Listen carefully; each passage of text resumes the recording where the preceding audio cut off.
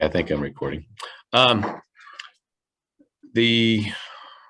guess before, Will, why don't you start with the actual tower part? Okay, we received review comments from staff toward the end of January. I know at last month's meeting, I told this body that I would be ready to go to bid, and I have to apologize. The comments were more extensive than I originally thought. Having some issues with the stormwater right now as a result of the required wetland buffers that are required in the city of Franklin. Give you just a small piece of that. The stormwater pond was reduced by half because we had to set it back from the wetland. It's made it a little more challenging. I think I have it on the run, but I want to make sure I'm 100% before I send this thing out. So it's a city of Franklin requirement, not a. It's a requirement under the Unified Development. 1508. Does that sound right, Tyler? Yeah. That's the stormwater one. Yeah, I'm not sure what the. It's a wetland buffer. We have a 30-foot. We have a 30-foot wetland buffer that's required, and an additional 20-foot. And the wetland buffer is supposed to be no touch. So we had the base of our pond virtually within 5 feet of the wetland. So it was a mistake. We'll get through it, but I have to get there. Wanted to give Glenn an update because you asked me to follow up with Sue Boyd. She finally got back to me today. The DOT has not recorded the new documents relative to that access. It's not a problem, but COVID kind of threw everything in a tizzy with them. It should not be a problem from her perspective. And if we get any heartburn from anybody at the department, we're supposed to have them contact Sue. She inquired as to who to correspond with at the city level. Is that Glenn? Is that Jesse? Be me, and I'll forward it on. That's about all I have at this point. Okay. As far as the site goes, if you've driven by the site recently, it looks a lot different. As you know, it's actually technically a park land, so we're using park funds to get it to a situation where we can actually control it. It was so overgrown by buckthorn. We went in and cleared out all of the non-wetland area buckthorn. So there's still a lot of buckthorn on the site, but the buckthorn that's left is actually in wetlands. So everything outside the wetlands we saved the specimen trees, but we got the dead and dying trees out there and the buckthorn, and you can really see what the park is going to look like now. So it's kind of nice. We are going through some efforts to have Root Pike Wind, which is a 503c corporation, try to act on our behalf to try to find some funding so we can improve the wetlands and make them look pretty. The idea is that I've been telling everybody it's going to take us 2 years to build this water tower. I'd like to go ahead and get the park stuff going as far as the wetland plantings go.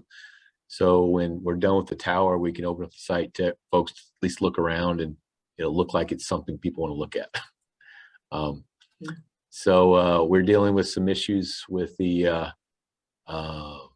properties to the north. There's a private access road. Come to find out, we do have permission from a CSM to use an access that's on the church property. So we can't use the private houses lane because that's private property. We don't have permission for that. But talk to the church, and they're very friendly to work with. We're talking about actually going ahead and taking that 30-foot that's been dedicated for public use. We're going to go ahead and take that as a public right-of-way in the near future. Something on my list. The big thing is you'll probably hear about again, Facebook issue is we have to have a water main to connect to our tower. So we're going to run a water main up and down Lover's Lane from St. Martin's up to close to Target, and by doing that, we're assessing the residents down through there. So people, we've at least sent them a survey, ask them if they wanted to connect to the water main.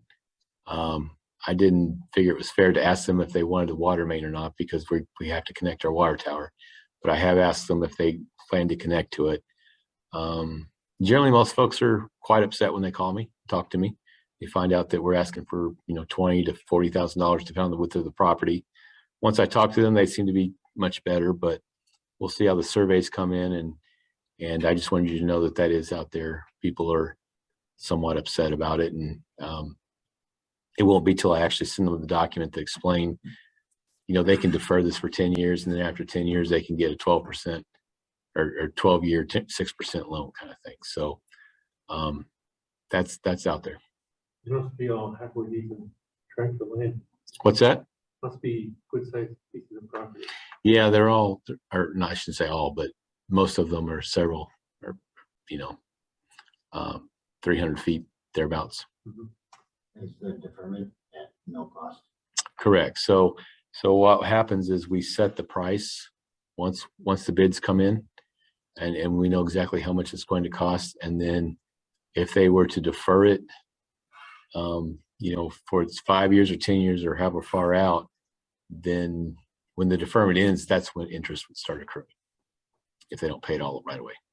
And if they sell the house, They do. Of course, nobody plans to sell. and they pay it over 20 years. Over 12. So, well, I guess in theory, it'd be 22 years. If they don't pay anything for the first 10, then, they could save up their own money and then, make a big payment year 10 or 11 at the beginning of year 11, and then make smaller payments thereabouts. The idea is that there's cheaper money out there, and we encourage them to go find cheaper money, but we are willing to play bank if at 6% interest.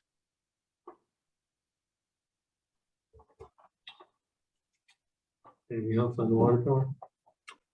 No, sir. Any questions, Jim or Larry? Nope, they're good. Okay, with that, we need a motion to adjourn.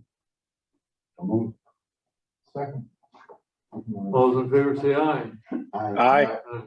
They thumbs up from both of them. So, all right. Hey, Jim and Leary, just to let you know, at the place tonight, there is a copy of an email that, I don't know if you can read this. Long story short, our new finance director. Meeting's over, I know so this is not, it's not on the agenda. It's just I know, information. but it's not commission business. No.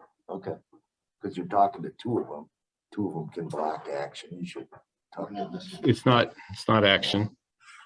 It's just information purposes. Our Brian Tomzak, our finance director, quit last week. So Peggy is very busy right now with several other issues that she's trying to do to clean up the 2021 issue so forth. So you probably won't see any comments from Peggy for a while until they get that taken care of. All right. Okay. Thank you. Thank you. Take care. Take Bye. care. Bye.